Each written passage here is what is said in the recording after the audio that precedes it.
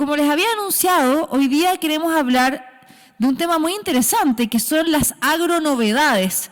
Y por supuesto, para eso vamos hoy día a invitar al gerente general de agronovedades, Cristian Fischer, para dar una charla que se llama Exportación de Servicios de Ingeniería de Riego.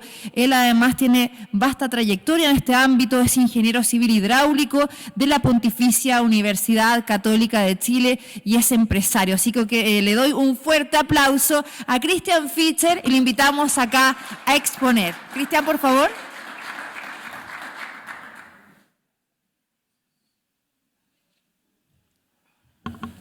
Buenas tardes.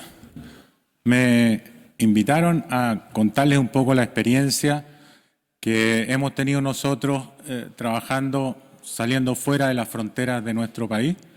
Estamos, ya diría, unos 9 años haciendo cosas afuera, básicamente diseños de riego para gente en otras partes del mundo. Perdón. Ahí está. Bueno, primero creo que hay que dejar una cosa bien clara, que la fruticultura en Chile, la agricultura en general, pero específicamente la fruticultura, es de clase mundial. La fruta que se produce en Chile es de primerísima calidad. Estamos en todos los mercados, en casi todos los mercados del mundo, muy exigentes en Europa, en Estados Unidos, en Asia. Y uno siempre, cuando viaja, ve la fruta chilena y muchas veces se destaca como fruta chilena, como símbolo de fruta de buena calidad. Tenemos una logística, tanto en el país como ya saliendo de la frontera, de logística y de transporte, también de primera clase, que nos permite llegar, o nos permitía, esta última temporada fue media complicada, que nos permite llegar con fruta en muy buena condición, incluso a China, ¿cierto? Y llegar a los supermercados, primero al mayorista, ¿cierto? De ahí a los supermercados, puede estar una semana al supermercado, la gente la compra, se la lleva a su casa, otra semana más en la casa. Entonces, desde el momento en que la fruta se corta del árbol hasta que finalmente la gente se la come, pasan, qué sé yo, 4, 5, 6 y más, en el caso de lo que se guarda en la atmósfera, qué sé yo, semanas y la fruta todavía está en una muy buena condición. Y eso es, bueno, gracias a que la fruticultura, la industria de la fruticultura en Chile es una industria que ha crecido, ha madurado y hoy día la verdad que cosecha los frutos de ese crecimiento y esa maduración. Y el diseño del riego que respalda esta fruticultura de buena calidad también es de clase mundial. Yo creo que don Luis, aquí presente, sabrá también que lo que se hace en Chile no hay que envidiarle nada a lo que se hace en Israel, a lo que se hace en Australia, a lo que se hace en Sudáfrica, ni hablar de Estados Unidos. ¿Por qué? Porque, bueno, estamos respaldando, trabajando con los líderes de la producción frutícola. Somos lo que hacemos permite respaldar este manejo de pre-cosecha y de post-cosecha para que sea exitoso, para tener una fruta de buena condición, ¿cierto? Y, como decían antes, tenemos 3 semanas hasta 4 semanas de viaje, estamos muy lejos de los mercados. Entonces, todas estas cosas que parecen unas tremendas dificultades hacen que tengamos que ser excelentes en lo que hacemos en riego tecnificado. Así como todos los demás proveedores de la industria frutícola, tenemos que hacer las cosas bien. Si no, no llegamos a los mercados. Tenemos también en Chile una topografía bien complicada que nos obliga a buscar soluciones ingeniosas, soluciones que sean eficientes, ¿cierto? Y hemos desarrollado en el país, uno siempre está acostumbrado que en Chile tendemos a copiar, ¿cierto? Pero la verdad que en riego hemos tenido que desarrollar muchas herramientas y muchas metodologías. Hoy día, lo que se hace hoy día no tiene nada que ver con lo que se hacía hace 30 o 20 años. ¿Por qué? Porque nos hemos carrileado, ¿cierto? Hemos planteado soluciones algunas de ellas han funcionado, otras no, y sobre las que no funcionan, bueno, hay que aprender, hay que proponer nuevas ideas, nuevas soluciones, y así uno va entonces en un proceso de mejora continua.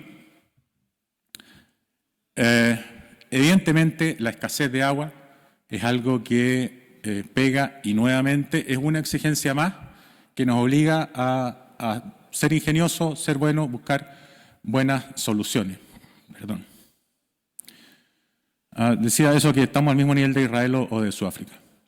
Ahora, si comparamos el mercado nuestro, local, del riego versus el mercado mundial, tenemos que el mercado chileno es muy desarrollado.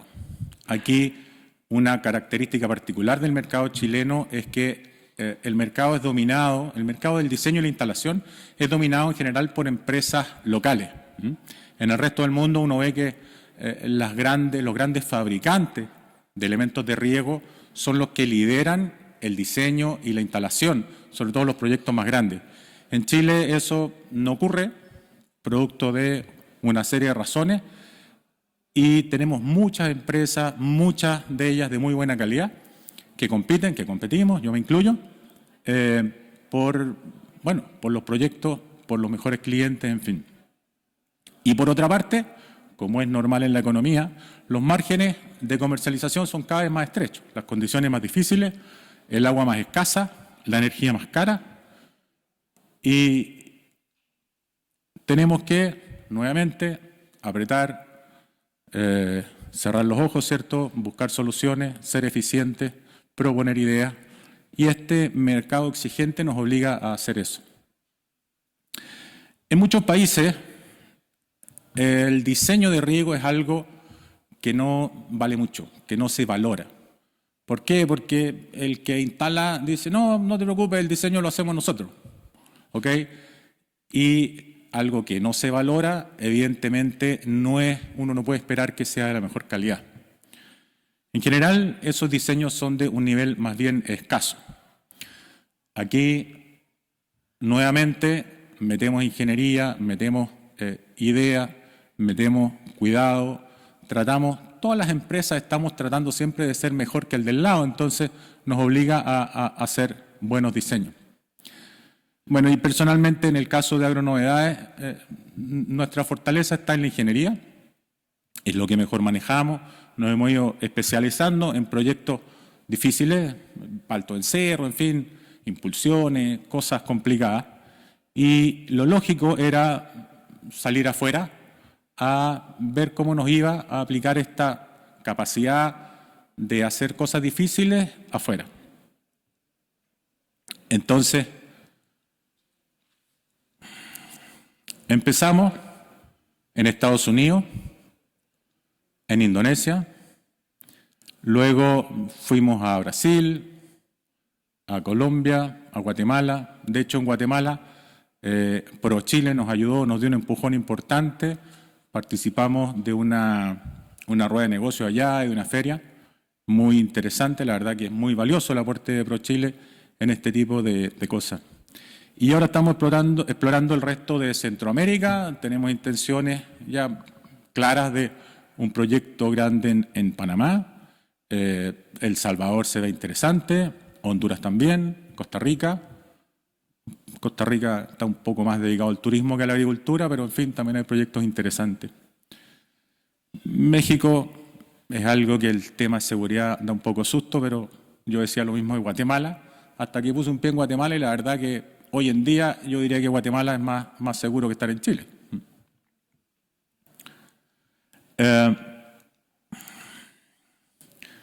¿Cómo funcionamos nosotros en esto? ¿Cuál es nuestro modelo de negocio? Primero, vendemos solamente ingeniería. Aquí hay muchas empresas que yo sé que dicen, bueno, la ingeniería da lo mismo, lo importante es vender los materiales, la instalación. El modelo de negocio nuestro es ese, nosotros vendemos solamente ingeniería. Ingeniería que significa partir de lo más básico, de antes de que se plantee el proyecto, ¿cierto?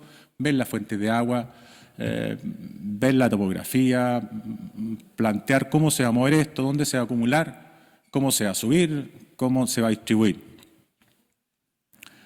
Y entregamos un proyecto completo, sea, cada proyecto, cada equipo de riego va asociado con 5 planos distintos: plano de la red de riego, plano de señales, plano de fitting de válvula, plano de fitting de red, planos de impulsiones y plano de caseta.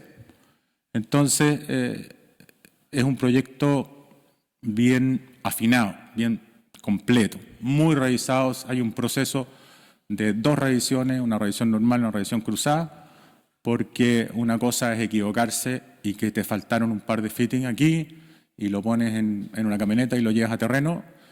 Cuando eso ocurre al otro lado del mundo es bastante más complicado. Entonces tiene que ser muy, muy acucioso. Y además, junto con el proyecto, entregamos una serie de protocolos.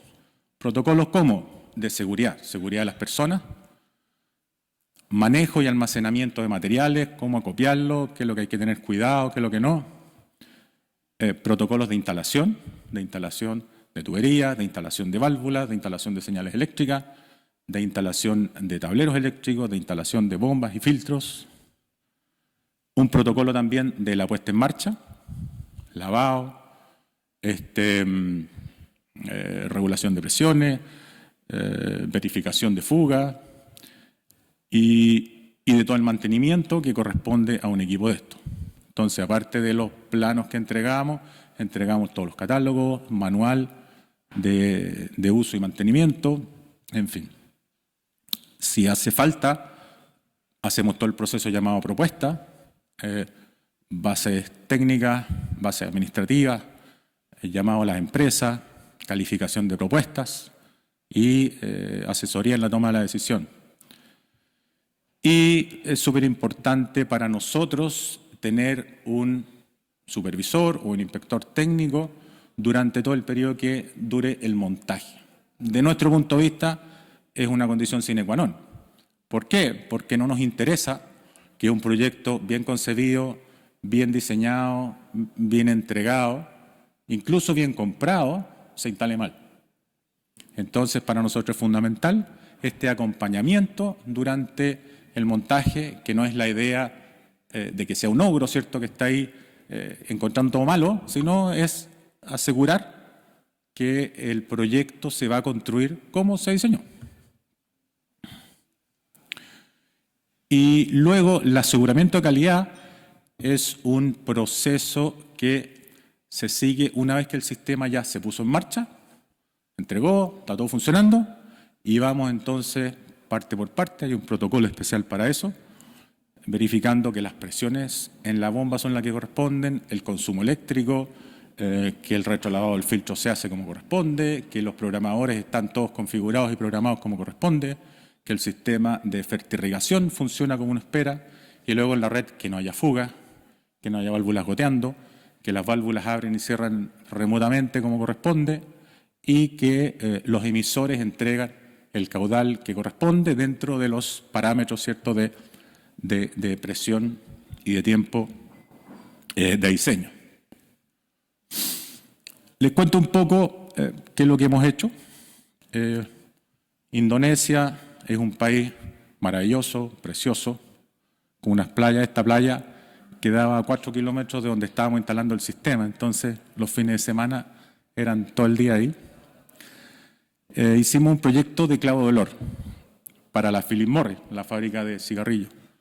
En Indonesia y en Filipinas se fuma un cigarrillo que es una mezcla de tabaco 60% y clavo de olor 40%. El clavo de olor también tiene todos estos aceites esenciales y qué sé yo, y es un cigarrillo muy común, fuma la gente del pueblo muchísimo.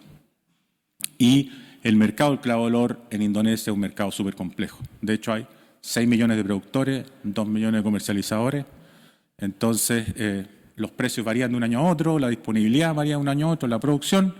Y Philip Morris dijo, pongamos aquí por lo menos un mínimo de producción que nos permita estabilizar de alguna forma este mercado, y se planteó un proyecto de 2.000 hectáreas de clavo de olor. Primera vez en el mundo que el clavo de olor se planta en hilera. Eso es algo como que uno diga, no sé, podemos hacer quillay en hilera, no existe, ¿no? O murta, no sé si a lo mejor sí. El clavo de olor, la verdad, es el botón de la flor de un árbol, parecido al botón al azar, ¿cierto? Al botón de la flor de la naranja o el limón. Eso es lo que se cosecha, ¿no? Entonces, básicamente no es un cultivo en que uno busque producir frutas, sino que busca producir flores y cosechar flores. Bueno, y ahí empiezan los problemas que uno se encuentra cuando sale para afuera. Indonesia es un país con muchísima población, a esta altura 190 millones, perdón, 290 millones. Es un montón de islas, 17.000 islas componen el país. El proyecto se hizo en una isla relativamente grande, pero que uno llega o por avión o por ferry, no llega por carretera. Entonces, la logística es súper compleja, porque si falta un tubo, hay que traerlo por ferry. O sea, en el avión ni siquiera cabe, ¿cómo lo meto? ¿A dónde en la bodega no me entra? Entonces, uno necesita una herramienta especial, una maquinaria especial, todo hay que traerlo y programarlo con meses de anticipación y es un tema complejo. Las políticas gubernamentales en cuanto a que esta área o esta isla está destinada para la ganadería, entonces no hay ningún incentivo o ningún apoyo del gobierno para desarrollar un proyecto frutícola y uno va un poco contra la corriente. No uno, pero la empresa, pero al final es lo mismo, el proyecto va contra la corriente. Materiales de mala calidad, tuberías de mala calidad, rechazamos varias partidas, vuelta al barco, al ferry, ¿cierto? De vuelta a la planta, otro camión, ferry, de vuelta para acá, que lo topó una tormenta, que se demoró 3 meses el proceso, complejo, por decirlo de menos. Mano de obra, en general, muy poco calificada. Indonesia es un país prácticamente comunista, entonces no existe eso de la eficiencia, de que si trabajas mejor te pago más. Al contrario, el sueldo mínimo son del orden de $60 y a la gente de campo incluso le pagan menos que eso, al mes. Entonces, la gente no está así muy complicada por cumplir la pega, no están en absoluto comprometidos. Y la filosofía es que si yo trabajo más lento, entonces el trabajo me va a durar más. O si yo hago una parte, entonces la otra parte la puede hacer mi vecino, mi cuñado, mi hermano. Y entonces todo lo contrario de lo que uno está acostumbrado. Aquí uno dice, oye, vamos al ritmo. Y si uno lo pone en números, aunque parezca increíble, un chileno es equivalente a 8 indonesios. A ese nivel. O sea, un instalador chileno, para hacer la misma pega, necesito 8 indonesios. Entonces uno al final termina trabajando con un ejército de gente que tiene que tener otro ejército para cuidarlo, de que hagan la pega que tienen que hacer, para que no se accidenten, para que no se roben las cosas, en fin. Todo un tema que uno, al momento de planificar el proyecto y de redactar el contrato, ¿cierto?, no lo tiene en mente y las cosas se complican después. Nada de mano de obra calificada, entonces al final todo había que o traerlo de Indonesia o llevarlo de aquí. En las primeras 300 hectáreas nos demoramos 1 año y 3 meses en instalarla. Bueno, eso ve un poco la realidad. Ese es un autobús escolar. Así de complicada es la vida ya. Ahí hay un típico indonesio trabajando acuclillado, es como uno los ve, y todo el mundo trabaja así, o sea, el soldador trabaja así, el mecánico trabaja así. Yo pedí unos mesones para hacer unos trabajos que me miraron raro. Y bueno, así todo, después de mucho sufrirla, de mucho tiempo allá, entregamos un proyecto que es a lo que nos habíamos comprometido, de primer mundo, bien terminado, que funciona bien, en fin. Estados Unidos. En Estados Unidos trabajamos con una compañía que se llama Roy Farms, que son los mayores productores de lúpulo del estado de Washington. Y están entre los segundo, tercero, se pelean en el lugar, productor de lúpulo de todo el país de Estados Unidos. Ellos, por un tema de desconcentrar su producción, decidieron meterse en algún proyecto frutícola. Se metieron en arándanos y por ese lado llegamos nosotros porque tenían problemas graves de productividad en los arándanos. Se preguntaron por qué. El dueño del vivero de los arándanos le dijo, oye, pero si esta variedad que plantaron ustedes es fantástica. Y dice, pero no funciona acá. Bueno, vayan a verlo Chile, ya está funcionando. Bueno, venimos para acá. Efectivamente, y la variedad funcionaba maravilloso. Entonces, bueno, agarraron al asesor, se lo llevaron para allá, qué sé yo. El asesor miró allá los problemas y se dio cuenta que uno de los problemas fundamentales era el riego y la fertirrigación.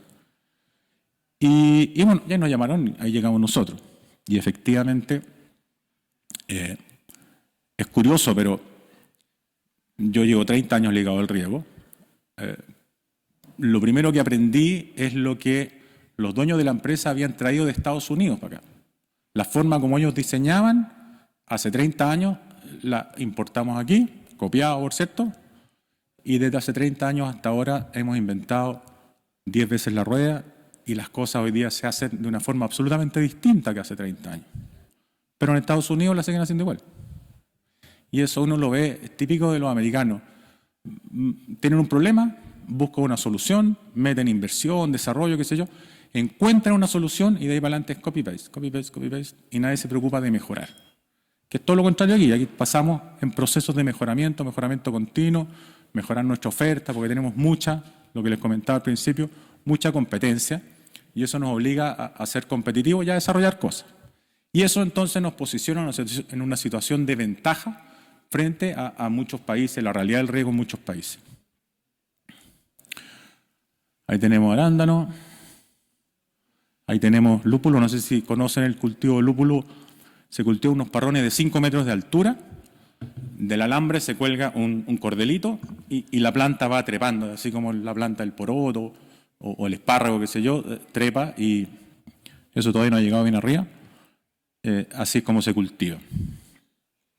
Tenemos otros cultivos también no tradicionales, eso no es marihuana, por cierto, es cáñamo, que está haciendo hoy por hoy un buen negocio para medicina. No, cuéntenle las hojitas. Creo que la marihuana son 9 y el cáñamo son 7. Pero bueno, tiene usos medicinales y para cosméticos y qué sé yo. También se han metido un poco en eso. Los diseños allá lo hacen gente que probablemente han hecho algún curso, han ido a seminarios, qué sé yo, o las compañías los invitan a estos cursos flash de fin de semana. Y lamentablemente no tienen las herramientas, no tienen la formación y tampoco tienen claras las necesidades de la plantación. Ellos saben cómo tirar una tubería, ¿cierto? Calculan las velocidades, las pérdidas, qué longitud le pueden dar al lateral según el catálogo y lo que buscan es eso, que en estado de régimen el agua salga y eso lo hacen bien, pero dista mucho de ser el óptimo o cercano al óptimo de lo que se requiere hoy en día agronómicamente en un equipo de riego.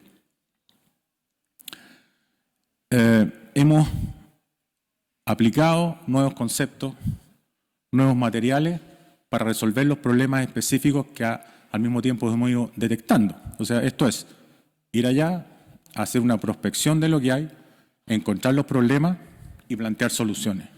Entonces, por ejemplo, esa es una planta de bombeo de un equipo de riego, bombas verticales de eje se llaman estas. El motor está arriba y la bomba es una especie de bomba de pozo profundo que está 5 metros más abajo que el motor. De ahí entregan a un manifold, van a estos filtros, en este caso son 9 filtros en paralelo de 8 pulgadas, la tubería es de 50 centímetros de diámetro, 20 pulgadas, pasa por una inyección de ácido sulfúrico y luego se distribuye en este caso en 3 matrices de riego independientes, cada una con su contador de agua, en fin, y se reparte entonces por el campo. Estas bombas funcionan todas con variadores de frecuencia, de modo que se abren más válvulas, menos válvulas, el sistema siempre tiene la cantidad de bombas necesarias funcionando y la presión se mantiene absolutamente estable.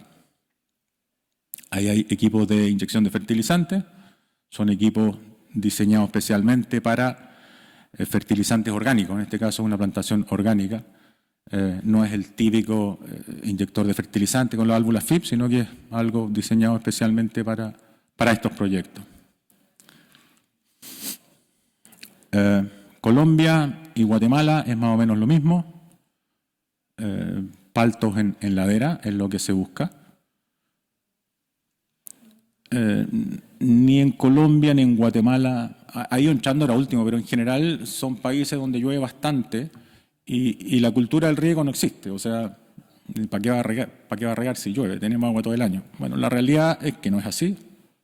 Primero, el riego permite incorporar los nutrientes a través de la fertirrigación.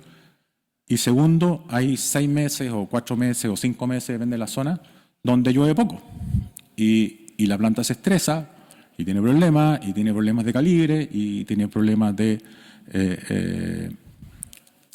cuaja o aborto de fruto. Y no superan ellos las 6 toneladas, máximo 7 toneladas por hectárea y de fruta en general de bajo calibre. Esa es una plantación en Guatemala y ven que está plantada en curva de nivel, que para nosotros es algo que lo superamos hace quizás 20 años, 25 años, hace mucho tiempo que plantamos de alto a bajo. Ellos ponen muy pocos caminos, o sea, tienen un camino para subir a cada loma y con eso ellos están felices y no saben que bajar 20 toneladas por hectárea es más de 3 veces que bajar 6 toneladas por hectárea. Entonces van a tener problemas. Si llegan a producir 20, 22, 24 toneladas por hectárea, para poder cosechar esa fruta va a ser un tema. Va a ser un problema súper alegre, pero va a ser un problema. Tienen también hoy en día un costo de mano de obra que es relativamente bajo, pero que va aumentando rápidamente.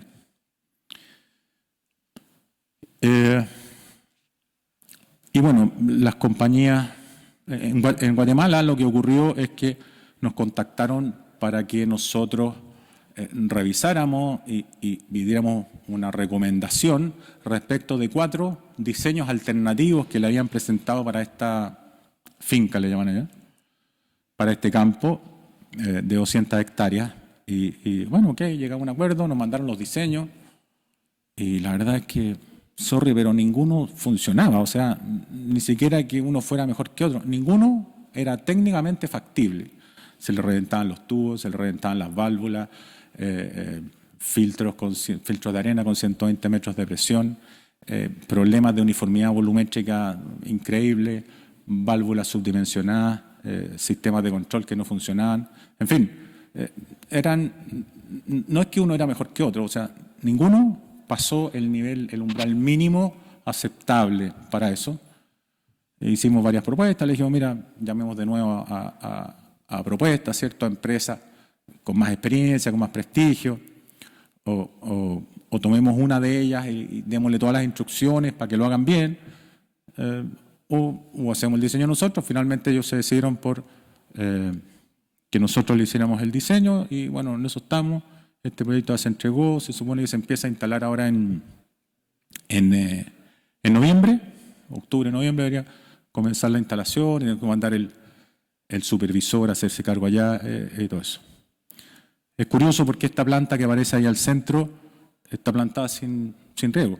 Les da lo mismo, plantan sin riego, después le ponen el riego. Yo creo que pierden plata, pero en fin, es lo que están haciendo.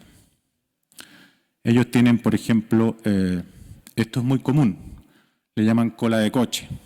Tiran un polietileno liso, ¿cierto?, a lo largo de la hilera y en cada planta ponen una T y un círculo de polietileno liso con goteros pinchados. Y siempre se ha hecho así y por eso lo siguen haciendo así. Y es una locura. O sea, imagínense descolar, o sea, abrir la punta del lateral, no es una cola por hilera, sino es una cola por planta. A lavar todo eso. Es una locura en términos de mano de obra, en términos de perforar y pinchar los goteros, en términos de insertar cada una de estas T. Entonces al final sale el doble de caro y no tiene ningún sentido, pero es lo que hace, ¿no? Entonces uno tiene que ir allá y con argumentos decirle, miren señores, esto es una estupidez, con todo respeto, hagamos las cosas como está probado que funcionan. Por ejemplo, acá hay otra otro aporte que agrega valor y que es la construcción de camellones. El tema de los camellones allá es difícil porque como llueve muchísimo, el riesgo de erosión es importante y estamos partiendo con camellones en pendientes muy bajas, a ver si encontramos diferencia en el desarrollo de las plantas sobre camellón y en terreno plano, y poco a poco iremos aumentando la pendiente, a ver qué pasa, porque al final las tecnologías no se pueden llegar a importar y aplicarlas, hay que ir validándolas, y esto es un poco eso. Finalmente, si quiere uno hacer un análisis de por dónde va la cosa, qué tan complicado es, cuáles son las fortalezas, al menos las que tenemos nosotros, que tenemos buenas herramientas de ingeniería, bastante experiencia. Es importante, no en Guatemala, pero en Estados Unidos, en Indonesia, en otros países que no sean de habla hispana, hablar inglés. De hecho, Brasil, por ejemplo, también estamos en Brasil. Y el idioma oficial, aunque uno puede hablar portuñol, ¿cierto? El idioma oficial de la compañía es el inglés, entonces todas las comunicaciones escritas tienen que ser hechas en inglés. Y es como fundamental manejar inglés. ¿Cuáles son las oportunidades? Bueno, el mercado mundial es realmente un mercado infinito. O sea, uno puede toparse aquí en Chile con las empresas y bueno, en el mundo también se puede topar, pero la idea es que si vamos a salir afuera no nos estemos pisando los callos. O sea, hay tantos países, tantos clientes en todos lados, sabemos hacer bien las cosas, vamos al mundo, pero no nos estemos peleando a los clientes, habría que ser masoquista para eso. El proceso de diseño tiene que ser formalizado, o sea, tiene que haber una metodología de diseño, ¿cierto? Una razón de por qué se hace cada una de las cosas y tenemos que tener protocolos, en fin, para todo eso. Y hay también, está claro que hay demanda por buenos diseños. En el caso, por ejemplo, de Guatemala y de Colombia, de Brasil también, hay una conciencia de que hay un mercado importante por fruta de buena calidad y una idea o intención de pasar del mercado local al mercado internacional, al mercado de exportación. En particular, la palta es un superalimento y cuyo crecimiento en el mundo ha sido explosivo y va a seguir siendo explosivo, por lo menos, se supone que va a ser la fruta tropical más exportada de aquí al 2030. Entonces, hay espacio para crecer y crecer y crecer en palta, en aguacate, y para eso, dado que no es regar en plano, en los países tropicales hay que plantar sobre los 1.000, 1.200 metros de altura, por tema de temperatura, por tema de presión de plaga. Nunca uno va a encontrar a 500 metros de altitud una plantación, y bueno, y esas alturas en general son laderas, así que hay que hacer diseños que son difíciles y que nosotros sabemos hacerlo. ¿Cuáles son las debilidades? Bueno, obviamente que está lejos, hay que subirse a un avión, pegarse la lata, llegar a un país que no es el de uno, ni la comida es de uno, ni la lengua es la de uno. Hay temas culturales, en general en Latinoamérica no es mucho, en Estados Unidos más, y uno si se va a Asia, África, a Europa del Este, a donde quiera, sí la idiosincrasia y la cultura son muy distintas, y eso afecta. Un tema que uno dice, no, sencillo, pero la verdad que cada país tiene sus normas. Por ejemplo, en Indonesia se usa la norma japonesa en PVC, en Estados Unidos todo en pulgada, hilo NPT, lo mismo en Centroamérica. En Colombia las tuberías son en pulgada, pero los hilos son BSP. En Brasil son parecidos a la nuestra, pero tienen algunos diámetros que no corresponden. Entonces hay que meterse en todo eso, hay que meterse en los estándares, hay que manejarse y hacer los diseños en lo que se vende allá, no en lo que se vende acá. Hay un creciente proteccionismo en el mundo, en el sentido de que en Indonesia es más notorio, en que no les gustan mucho los extranjeros, entonces hay toda una cuestión social de que ¿y por qué usted y por qué no nosotros? ¿Por qué contrata una empresa externa y no una interna? Y uno siempre ve esa un poco mala predisposición para los profesionales que vienen de afuera. Y es algo que uno tiene que estar consciente y dispuesto a luchar contra ello. Y finalmente las amenazas. Bueno, los costos de desplazamiento son importantes. Hoy en día los tickets aéreos que ya eran importantes, hoy día están más caros por el tema de los combustibles y bueno, todo lo que vimos en la charla anterior, ¿cierto? Hay riesgos evidentes. Aquí estamos acostumbrados a salir al campo y a lo más nos topamos con un ratón. En Indonesia me tocó estar al lado de una culebrita así, verde pasto, que si a uno lo muerde, venenosa por cierto, hay 2 horas. Si en 2 horas no es tratado, se muere. Así de fácil. Y la verdad que nosotros no tenemos esa conciencia de los peligros que son de cada país. Entonces, en algún momento yo me di cuenta de esto y fui donde el dueño del proyecto y le dije, a ver, pero cuéntanos, o sea, déjame traer mi gente y explícanos si nos muerde una serpiente, ¿qué hay que hacer? Porque no tenemos idea. O sea, ¿qué? ¿Vas corriendo? ¿Llamas a alguien? ¿Te da lo mismo? No, voy a chupar así como en las películas, le chupo el veneno. No, o sea, hay todo un protocolo. Lo primero que hay que hacer es no agitarse, lo que es bien difícil si te muerde una serpiente de 2 horas. Hay que estar siempre comunicado, siempre movilizado, de modo que en caso de que te muerda una serpiente, uno llama a alguien, ojalá no se mueva, lo tomen, lo suben arriba del vehículo, lo llevan a la oficina, ahí te ponen un antiveneno y te llevan al hospital más cercano a buscar el antídoto que corresponde. Pero son cosas que nosotros no las manejamos y bueno, son riesgos que uno corre. Hay riesgo, por ejemplo, en Brasil la fiebre amarilla, el virus Zika, la malaria, en Indonesia y en otros países tropicales. Son temas que uno tiene que estar